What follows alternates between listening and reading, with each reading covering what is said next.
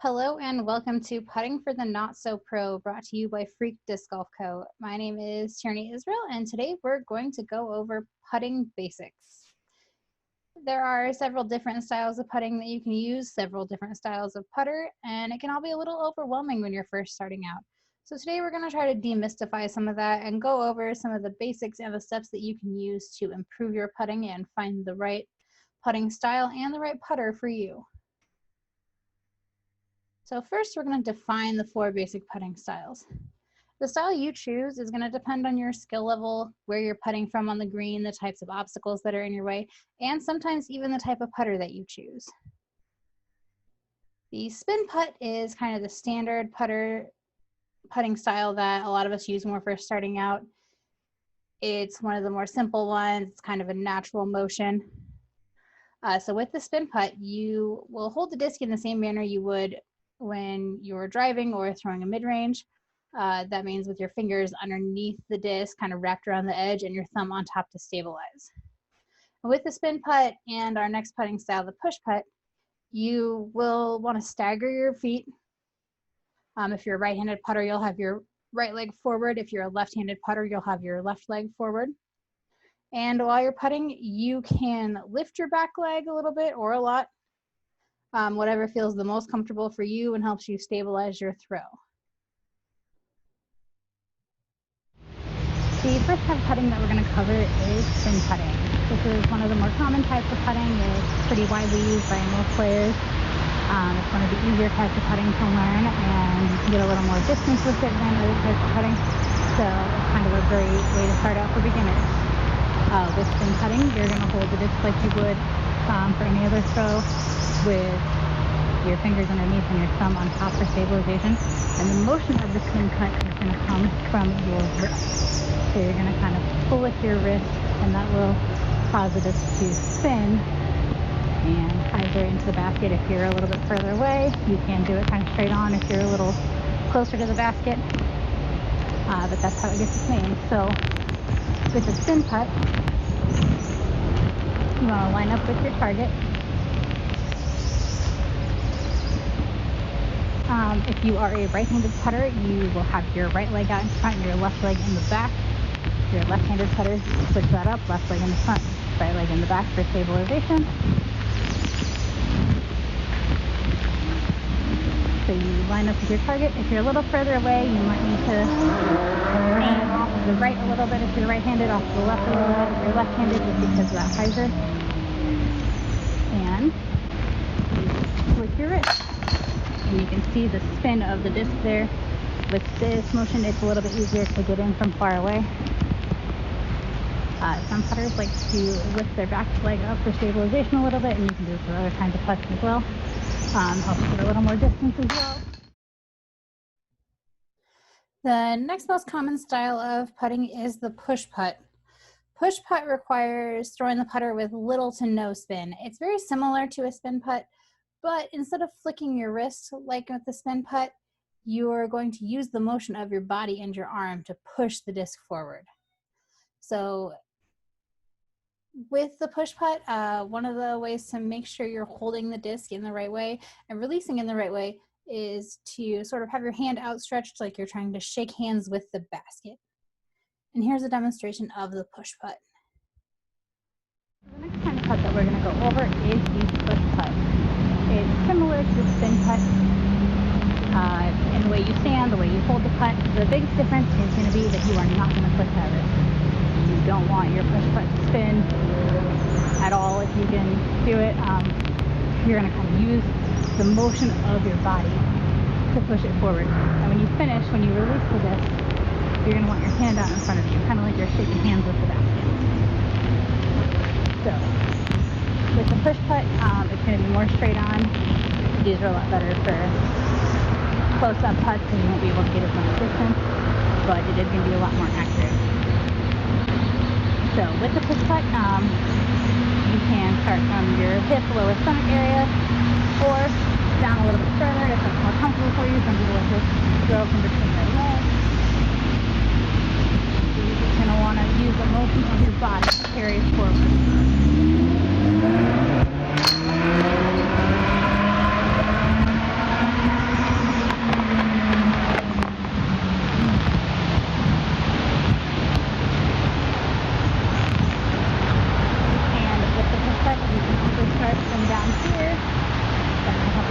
distance, a little more comfortable for some people. It's kind of a personal preference.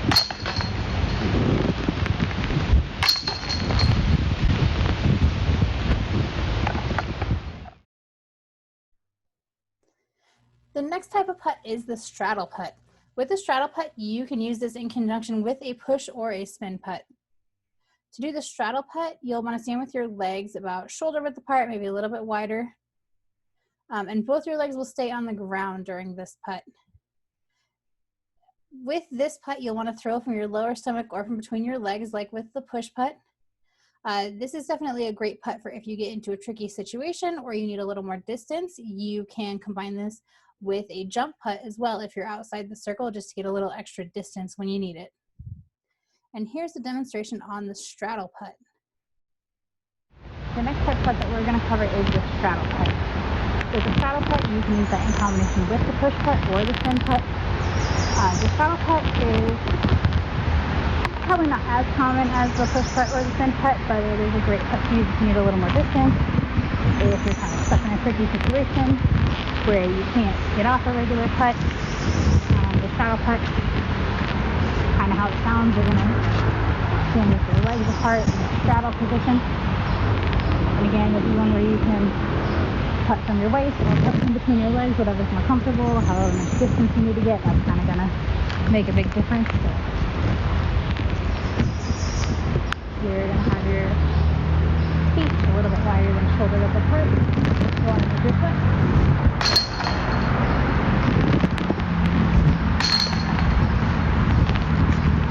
The straddle putt is great if you get stuck somewhere where you can't line up a regular putt. It can also be used with a jump putt if you're a little bit outside the circle to get a little more distance. So it's a great tool to have in your chest, even if it's not your main style of putting. The last kind of putt that we're going to go over is the turbo putt. Now this one's a little bit different. This is not most people's normal style of putting. I haven't seen too many people out on the course that throw this on the regular, but it is a great skill to have. Just like the turbo putt, you can get out of some tricky situations where you can't throw your normal style putt. So the biggest difference with the turbo putt, you're holding the disc in a totally different way. Now, on all the previous putts, we've had most of our fingers under and our thumb on the top. For this one, we're going to switch it up. You're going to put your thumb in the middle and your fingers on the outside. You're going to kind of hold it like a plate, like a tray if you were serving at a restaurant. And it's an overhand putt. So, with the turbo putt, it's important to remember to throw down a little bit. You're a lot higher than you would be with any other putt. With any other putt, you'd be kind of level with the basket. With the turbo putt, you got to remember to bring your arm down. Another important thing to remember with the turbo putt is that the disc is going to be spinning the opposite way from what you would normally throw. So if you normally throw right-handed, your disc would hyzer in from the right. With the turbo putt, it's going to hyzer in from the left if you're right-handed, and from the right if you're left-handed. That's an important thing to remember when you're lining up your shot. This is great if you're on a putting green that has a lot of obstacles around it. You maybe can't line up a lower shot. This will give you the opportunity to line up a little bit better of a shot than maybe you normally could.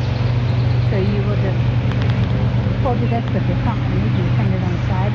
Your fingers are going to spin that disc and you can throw it in.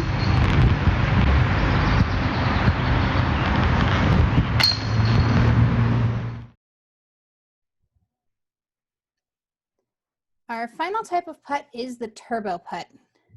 The turbo putt is used sparingly in competition. It can be a little bit difficult to master. It's a little bit difficult to get the disc to stay in the basket sometimes, but it is a great putt to have in your arsenal.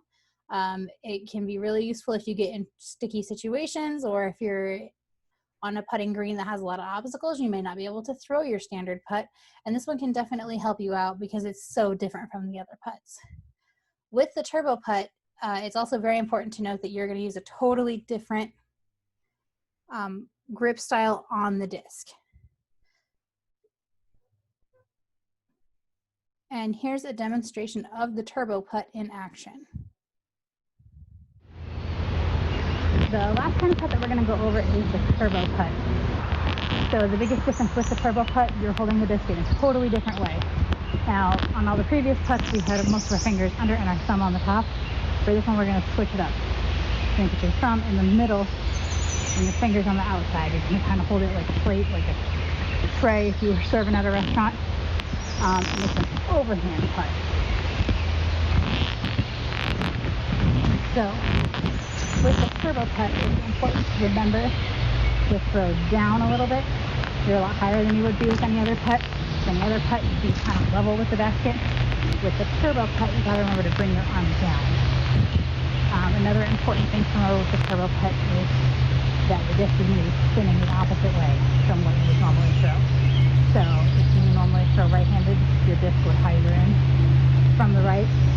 With the turbo putt, it's going to hyzer in from the left if you're right-handed, and from the right if you're left-handed. That's an important thing to remember when you're lining up your shot. This is great if you're on a putting green that has a lot of obstacles around it. You maybe can't line up a lower shot.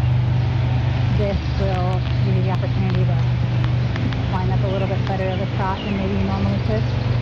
So you will just hold your disc with your thumb underneath and your fingers on the side. Your fingers are going to spin that disc and you can throw it in.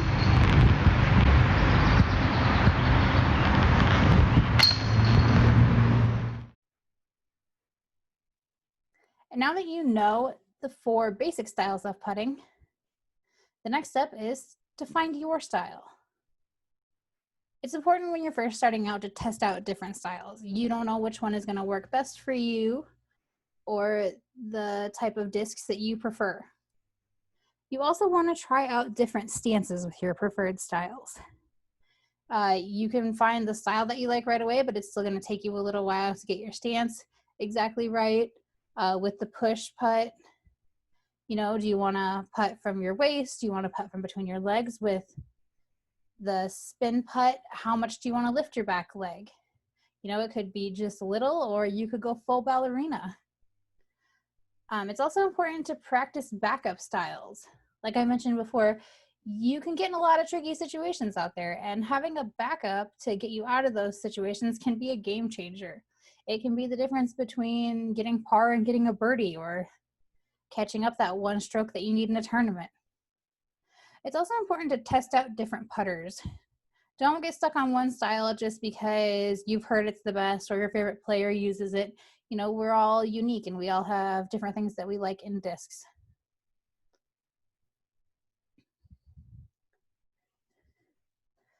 So like I mentioned before, test things out. When you're starting out, this is the perfect time to do this. You haven't gotten set in a certain way. You haven't gotten set in a certain putter. So try different things out. Once you've gotten more comfortable in your style, then you can change up putters based on what you need. You can take a look at how your putts are releasing. Are they hyzering too much, hyzering not enough? And you can try out different putters based on that. It's also important to test out putts in different situations. Don't only practice easy putts, because chances are if you're going to play in tournaments, or even if you're just out playing with your friends, your putt's not going to fall 10 feet from the basket every single time. You want to know that you can get out of sticky situations. You don't want to be practicing something in the middle of a tournament and not know if it's going to work. It's also important to get comfortable in your putting style. This is really going to help you make consistent throws. And consistency is what you're really looking for with your putts. You want to know that you can make a putt from a certain distance every time you throw it. So practicing the same motion over and over again is going to help that muscle memory kick in. It's going to help you understand how your putter flies and how wind and different environments affect it. It's also going to give you a chance to tweak your stance and ensure you're comfortable when you're putting.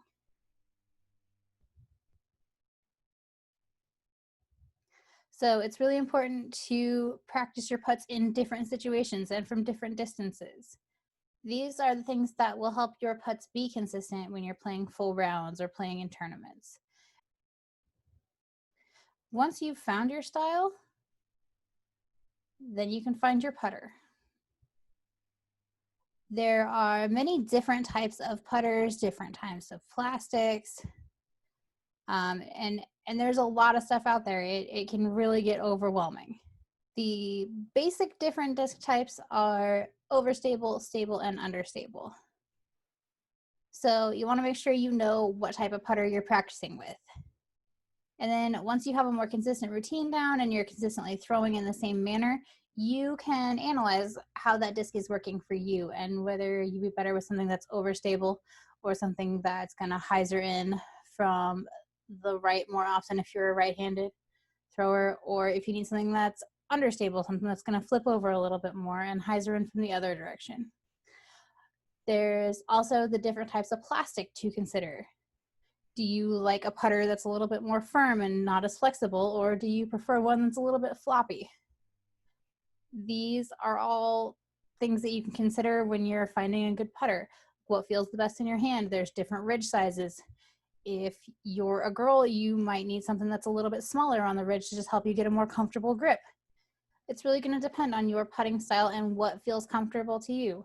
There's no set way to do this. There's no right or wrong. It's just whatever works the best for you. Something else that's important to consider is the availability of the putter that you like. There's nothing worse than wearing out a putter or losing it and finding out they don't make them anymore.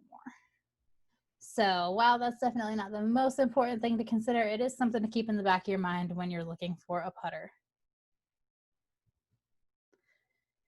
Once you've got your style and your putter, practice, practice, practice. Practice keeping your movements and your stance consistent. Consistency is key here. And there's always going to be nerves and other things that get in the way, but consistency and practice is what's going to get you through that and help you make putts when you need to. It's also important to practice your pre-putt routine. Mental focus in putting is just as important as the muscle memory you're creating by practicing these shots over and over again. Practice keeping your throws consistent. Practice making sure they're following the line you mean them to. And practice getting focused and staying in the game. These are all the things that are going to help you develop a good practice routine and make sure that your putting is consistent when it counts. And now I would like to introduce you to a member of Team Freak Disc. Please welcome J.R. Butler.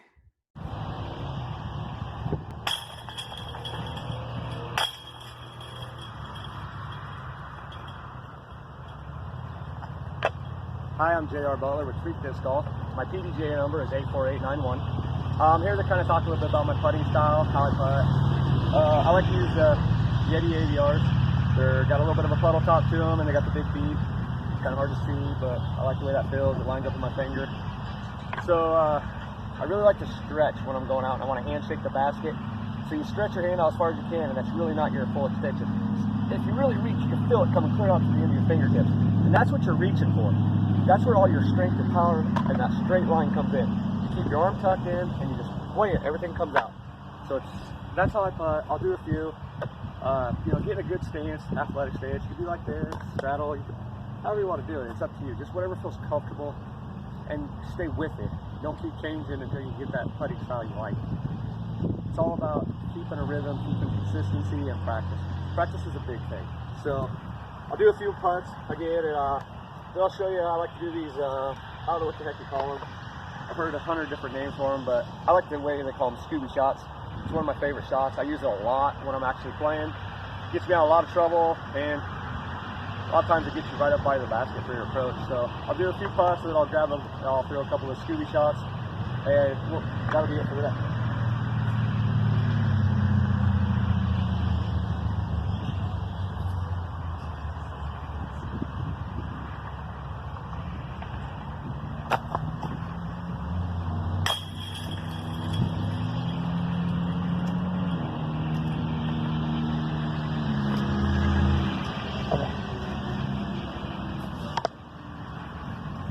So you can see how that is. Reading them up right now. I missed. That's why I got to practice more. I noticed that when I've been playing, haven't been practicing. So I figured I'd go up today, practice, do a little bit of videos. All right, now I'm gonna do these little Scooby shots. Show you what I like about those. So I won't go too far because I don't know if you can hear me. So when I throw them, I like to throw them like this. I picture the angle that they're going to hit and then fly in. And so I'll get back the ways to do it. I'll throw the two I brought, and then that'll probably be my video for today.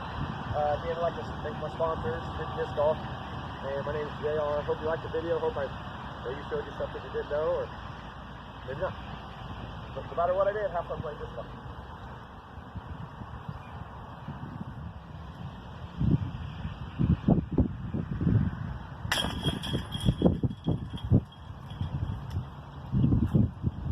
And when you miss, it's fun to pick your disc up, try to make them like it was your approach shot. So again, the scuba shot I throw is like this. They're great for going around a tree. If you throw them this way, you know they're going to come back to the left at the end, which is really nice. Like if the hill's slanted up, you can throw it out here and you know it's going to come back up. You can make them hit the ground and they'll slide right up to the basket. I use them a lot for that. I use them a lot when I'm going throwing towards a hill and I want it to slide up but not roll. If you throw them, they work really good. They go around objects. Throw them the other way. It's kind of the same thing, you know. If you throw them like this with the thumber, I don't know if you call that a thumber, scooby, or what, but it'll just flip the other way. So when I throw it, I know it's going to go out here. I'll throw it out and it'll flip back. So they work real nice. It's something to practice, try, have fun with. Like I said, they get you out of a lot of trouble, especially in deep parks, woods, etc. A lot of people out here throwing today, so I probably should stay out here too long so they can practice too. Thanks. Have fun.